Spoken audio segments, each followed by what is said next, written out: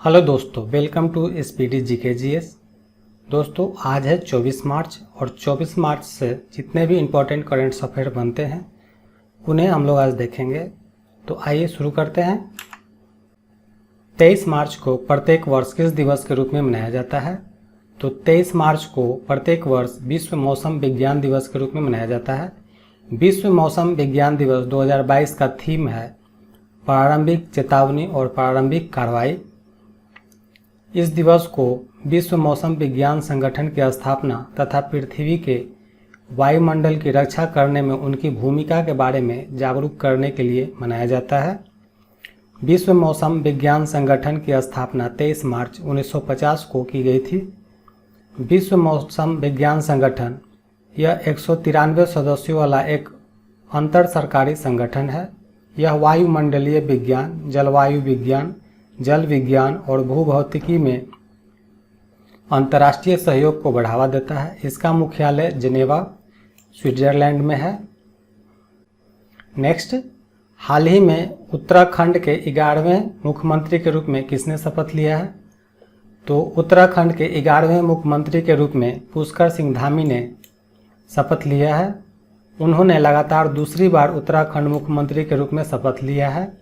हाल ही में हुए विधानसभा चुनाव में बीजेपी ने 70 में से 47 सीटों पर जीत हासिल की थी। कांग्रेस ने 19 सीटों पर जीत हासिल की थी। इस जीत के साथ भाजपा राज्य में सत्ता में वापस आने वाली पहली सत्ताधारी पार्टी बन गई है। खटीमा सीट पर कांग्रेस प्रत्याशी भुवन चंद्र कापड़ी ने पुष्कर सिंह धामी को 6,579 मतों के अंतर से हराया। भारतीय संविधान के अनुसार विधानसभा का गैर सदस्य भी 6 महीने के लिए मुख्यमंत्री बन सकता है। उन्हें पद पर बने रहने के लिए उन 6 महीनों के भीतर निर्वाचित होना होता है। संविधान के अनुच्छेद 164(4) में कहा गया है, कोई मंत्री अगर लगातार 6 महीने की अवधि तक राज्य के विधानमंडल का सदस्य नहीं बन पाता है तो उस अवधि की समाप्ति पर मंत्री का कार्यकाल भी समाप्त हो जाएगा। नेक्स्ट, हाल ही में तमिलनाडु के किस पारंपरिक पवन वाद्य यंत्र को जीआई टैग दिया गया है? तो नरसिंहपेट्टई नागस्वरम को जीआई टैग दिया गया है। इसे कुंभकोणम के नरसिंहपेट्टी गांव के ग्रामीण कारीगरों द्वारा बनाया जाता है। कलाकारों द्वारा उपयोग में किए जाने वाले नागस्वरम को अब परिनागेश्वरम कहा जाता है। नरसिंहपेट्टई नागस्वरम का प्रमुख भाग पारंपरिक लकड़ी अचा या हार्डविकिया बिनाटा से बनाया जाता है। हार्डविकिया बिनाटा एक पेड़ है जिसे स्थानीय रूप से अंजन, कामड़ा और आचा के नाम से जाना जाता है। नेक्स्ट, केंद्रीय मंत्रिमंडल ने राष्ट्रीय एड्स और एसटीडी नियंत्रण कार्यक्रम को जारी रखने को मंजूरी दी है। यह कार्यक्रम 1 अप्रैल 2021 से 31 मार्च 2026 तक कितने करोड़ रुपए के परिव्यय के साथ 5 वर्षों तक जारी रहेगा? तो ये कार्यक्रम 15,471.94 करोड़ रुपए के परिव्यय के साथ 5 वर्षों तक जारी रहेगा। दोस्तों, एसटीडी का मतलब होता है सेक्सुअली ट्रांसमिटेड डिजीज। एनएसीपी चरण 5 के 5 वर्षों में 27 करोड़ से अधिक एचआईवी परीक्षण किए जाएंगे, जिसमें गर्भवती महिलाओं के लगभग 14 करोड़ परीक्षण शामिल हैं। भारत में वार्षिक नए एचआईवी संक्रमण में वैश्विक औसत 31% की तुलना में 48% की कमी आई है। वैश्विक औसत 42% के मुकाबले एड्स के संबंधित वार्षिक मौतों में 82% की कमी आई है। संयुक्त राष्ट्र के एसडीजी 3.3 का लक्ष्य 2030 तक एचआईवी एड्स महामारी को सार्वजनिक स्वास्थ्य खतरे के रूप में समाप्त करना है। नेक्स्ट, हाल ही में चुनिंदा स्थानों में कार्बन न्यूट्रल खेती के तरीकों को शुरू करने वाला भारत का पहला राज्य कौन बन गया है?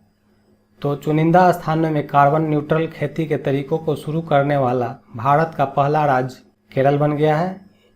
इस उद्देश्य के लिए केरल सरकार ने 2022-23 के बजट में 6 करोड़ रुपया अलग से रखे हैं। पहले चरण में 13 फर्मों में कार्बन न्यूट्रल फार्मिंग लागू की जाएगी। वहीं दूसरे चरण में सभी 140 विधानसभा क्षेत्रों में मॉडल कार्बन न्यूट्रल फार्म्स स्थापित किए जाएंगे।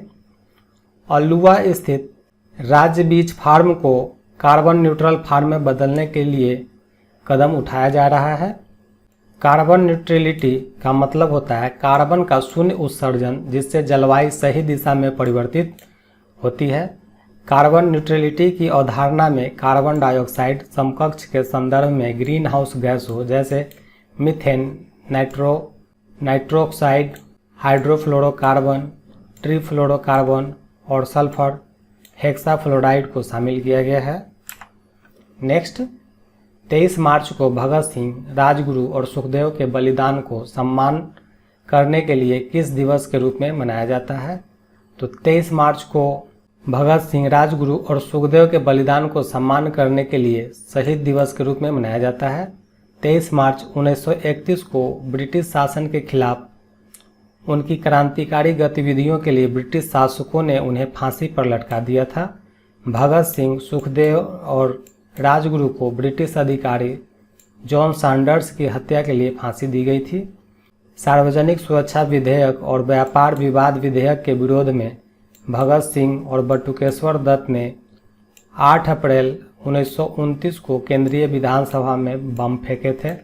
नेक्स्ट, 23 मार्च को शहीद दिवस के अवसर पर प्रधानमंत्री नरेंद्र मोदी ने कोलकाता में विक्टोरिया मेमोरियल हॉल में किस गैलरी का उद्घाटन किया? तो 23 मार्च को शहीद दिवस के अवसर पर प्रधानमंत्री नरेंद्र मोदी ने कोलकाता में विक्टोरिया मेमोरियल हॉल में विप्लवी भारत गैलरी का उद्घाटन किया है। इस नए गैलरी का उद्देश्य क्रांतिकारियों की महत्वपूर्ण भूमिका पर प्रकाश डालते हुए 1947 तक की घटनाओं का समग्र दृष्टिकोण प्रस्तुत करना है। विप्लवी भारत गैलरी राजनीतिक और बौद्धिक पृष्ठभूमि को प्रदर्शित करती है, जिसने क्रांतिकारी आंदोलन को गति दी। हाल ही में पंजाब के मुख्यमंत्री भगवंत मान ने 23 मार्च को राजकीय अवकाश घोषित किया है। नेक्स्ट, 22 मार्च 2022 को पड़ोसी देशों के बीच सहयोग को मजबूत करने पर 3 दिवसीय अंतर्राष्ट्रीय संगोष्ठी कहाँ में शुरू हुआ? तो 22 मार्च को पड़ोसी देशों के बीच सहयोग को मजबूत करने पर 3 दिवसीय अंतर्राष्ट्रीय संगोष्ठी त्रिपुरा में शुरू हुआ है। संगोष्ठी का शीर्षक भारत और पड़ोसी देशों के बीच विकास सहयोग, संभावनाएं और चुनौतियां हैं। संगोष्ठी में विभिन्न भारतीय राज्यों और बांग्लादेश, नेपाल और भूटान सहित पड़ोसी देशों के शिक्षाविद भाग ले रहे हैं। संगोष्ठी का आयोजन विश्वविद्यालय अनुदान आयोग के विशेष सहायता कार्यक्रम के सहयोग से किया जा रहा है। सेमिनार का उद्घाटन RIS के महानिदेशक प्रोफेसर सचिन चतुर्वेदी ने किया। विकासशील देशों के लिए अनुसंधान और सूचना प्रणाली नई दिल्ली में स्थित एक स्वायत्त नीति अनुसंधान संस्थान है। नेक्स्ट, स्विस स्थित वायु गुणवत्ता प्रौद्योगिकी कंपनी IQ एयर ने 22 मार्च 2022 को अपनी नवीनतम विश्व वायु गुणवत्ता रिपोर्ट जारी की है। इस रिपोर्ट के अनुसार कौन सा शहर लगातार चौथे वर्ष दुनिया का सबसे प्रदूषित राजधानी शहर था? तो इस रिपोर्ट के अनुसार नई दिल्ली लगातार चौथे वर्ष दुनिया का सबसे प्रदूषित राजधानी शहर था। विश्व स्तर पर दिल्ली वायु प्रदूषण के मामले में चौथे स्थान पर था। दुनिया का सबसे प्रदूषित स्थान राजस्थान का भिवाड़ी है। उत्तर प्रदेश का गाजियाबाद दूसरा सबसे प्रदूषित शहर है। शीर्ष 15 सबसे प्रदूषित शहरों में से 10 भारत में है। तमिलनाडु के अरियालूर में सबसे साफ हवा है। चाड, पाकिस्तान, ताजिकिस्तान और भारत भी दुनिया के सबसे 5 प्रदूषित देशों में शामिल है। 2021 में मध्य और दक्षिण एशिया दुनिया के 50 सबसे प्रदूषित शहरों में शामिल थे। नेक्स्ट, हाल ही में किसने पहली बार भारत के संविधान का ओल चिकी लिपि में अनुवाद किया है? तो भारत के संविधान का पहली बार प्रोफेसर श्रीपति टुडू ने ओल चिकी लिपि में अनुवाद किया है। श्रीपति टुडू पश्चिम बंगाल के पुरुलिया में सिद्धो कान्हो बिरसा विश्वविद्यालय में संथाली भाषा के सहायक प्रोफेसर हैं। भारत की 2011 की जनगणना के अनुसार पूरे भारत में लगभग 70 लाख लोग संथाली बोलते हैं। संथाल जनजाति भारत की तीसरी सबसे बड़ी जनजाति है और वे मुख्य रूप से बंगाल, झारखंड, ओडिशा, असम आदि में रहते हैं। संथाली को 2003 में 92 संविधान संशोधन अधिनियम के माध्यम से भारत के संविधान की 8वीं अनुसूची में जोड़ा गया। कोलकाता के एक प्रकाशक टोरियन पब्लिकेशन ने ओल चिकी लिपि में संविधान का अनुवाद प्रकाशित किया है। नेक्स्ट, रेटिंग एजेंसी फिच ने अगले वित्त वर्ष 2022-23 के लिए भारतीय अर्थव्यवस्था के विकास दर के अनुमान को घटाकर कितना कर दिया है? तो रेटिंग एजेंसी फिच ने वर्ष 2022-23 के लिए भारतीय अर्थव्यवस्था के विकास दर के अनुमान को घटाकर 8.5% कर दिया है। इससे पहले 10.3% की वृद्धि का अनुमान लगाया था। रेटिंग एजेंसी फिच ने ऊर्जा की ऊंची कीमतों और बढ़ती महंगाई को भारतीय अर्थव्यवस्था के लिए चुनौती बताया है। फिच ने विश्व जीडीपी के अपने अनुमान को भी 0.7% घटाकर 3.5% कर दिया है। हाल ही में वैश्विक रेटिंग एजेंसी मूडीज ने भी वर्ष 2022 के लिए भारत की विकास दर के अनुमान को 9.5 से घटाकर 9.1% कर दिया है। तेल की बढ़ी हुई कीमत ने भारतीय अर्थव्यवस्था के लिए चुनौती बढ़ा दी है, क्योंकि भारत अपनी तेल आवश्यकता का 85% आयात करता है। नेक्स्ट, हाल ही में कहाँ में खाड़ी देश निवेश शिखर सम्मेलन का आयोजन किया गया है? तो खाड़ी देश निवेश शिखर सम्मेलन का आयोजन श्रीनगर में किया गया है।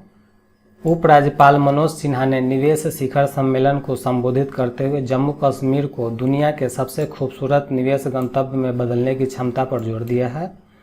जनवरी 2022 में आयोजित दुबई एक्सपो के दौरान मनोज सिन्हा ने जम्मू कश्मीर के औद्योगिक विकास के लिए निवेश आकर्षित करने के लिए 6 समझौता ज्ञापनों पर हस्ताक्षर किए थे। नेक्स्ट, हाल ही में किस भारतीय अर्थशास्त्री को संयुक्त राष्ट्र महासचिव जनरल एंटोनियो गुटेरेस ने प्रभावी बहुपक्षवाद पर नवगठित उच्च स्तरीय सलाहकार बोर्ड के सदस्य के रूप में नियुक्त किया है? तो जयति घोष, जो एक भारतीय अर्थशास्त्री हैं, संयुक्त राष्ट्र महासचिव जनरल एंटोनियो गुटेरेस ने प्रभावी बहुपक्षवाद पर गठित उच्च स्तरीय सलाहकार बोर्ड के सदस्य के रूप में नियुक्त किया है। जयति घोष 12 सदस्यीय बोर्ड की सदस्य होंगी, जिसे संयुक्त राष्ट्र विश्वविद्यालय के सेंटर फॉर पॉलिसी रिसर्च से समर्थन मिलेगा। वह आर्थिक और सामाजिक मामलों पर संयुक्त राष्ट्र के उच्च स्तरीय सलाहकार बोर्ड की भी सदस्य हैं। पिछले हफ्ते संयुक्त राष्ट्र ने प्रभावी बहुपक्षवाद पर सलाहकार बोर्ड की स्थापना की घोषणा की। इसकी सह अध्यक्षता एलेन जॉनसन सर्लिफ और स्टीफन लॉफवेन करेंगे। यह उच्च स्तरीय सलाहकार बोर्ड वर्तमान और भविष्य की सामाजिक आर्थिक चुनौतियों के समाधान के लिए संयुक्त राष्ट्र महासचिव को सिफारिशें देगा। नेक्स्ट, नागरिक उड्डयन मंत्रालय हैदराबाद में 24 से 27 मार्च 2022 तक किस कार्यक्रम का आयोजन करेगा? तो नागरिक उड्डयन मंत्रालय हैदराबाद में 24 से 27 मार्च 2022 तक विंग्स इंडिया 2022 का आयोजन करेगा। विंग्स इंडिया 2022 एशिया में नागरिक उड्डयन पर सबसे बड़ा कार्यक्रम है। नागरिक उड्डयन मंत्रालय फिक्की के सहयोग से इस कार्यक्रम का आयोजन कर रहा है। इस आयोजन का विषय इंडिया @75 एविएशन इंडस्ट्री के लिए नया क्षितिज है। इसका औपचारिक उद्घाटन केंद्रीय नागरिक उड्डयन मंत्री ज्योतिरादित्य एम सिंधिया द्वारा किया जाएगा। नेक्स्ट, सरकार ने इस वित्तीय वर्ष के अंत तक किसका भारत संचार निगम लिमिटेड में विलय करने का फैसला लिया है? तो सरकार ने इस वित्तीय वर्ष के अंत तक भारत ब्रॉडबैंड निगम लिमिटेड BBNL का भारत संचार निगम लिमिटेड में विलय करने का फैसला किया है। विलय से BSNL को 5.67 लाख किलोमीटर का ऑप्टिकल फाइबर नेटवर्क मिलेगा। इस विलय से BSNL को 60,000 करोड़ रुपए के यूनिवर्सल सर्विस ऑब्लिगेशन फंड तक पहुंच हासिल हो जाएगी। भारत ब्रॉडबैंड निगम लिमिटेड BBNL का गठन फरवरी 2012 में किया गया था।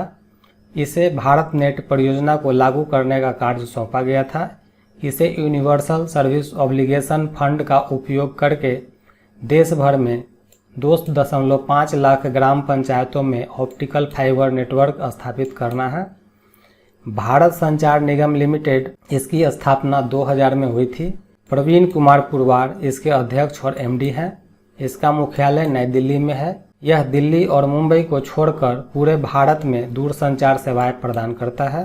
दोस्तों, वीडियो अगर अच्छी लगी हो तो इसे लाइक एंड सब्सक्राइब जरूर करें और अगली वीडियो के नोटिफिकेशन के लिए बेल बटन को ज़रूर दबाएं और साथ में ऑल बटन को भी दबाएं ताकि मैं जब भी वीडियो डालूं उसका नोटिफिकेशन आपको जल्द मिल सके। और वीडियो देखने के लिए आप सभी का धन्यवाद।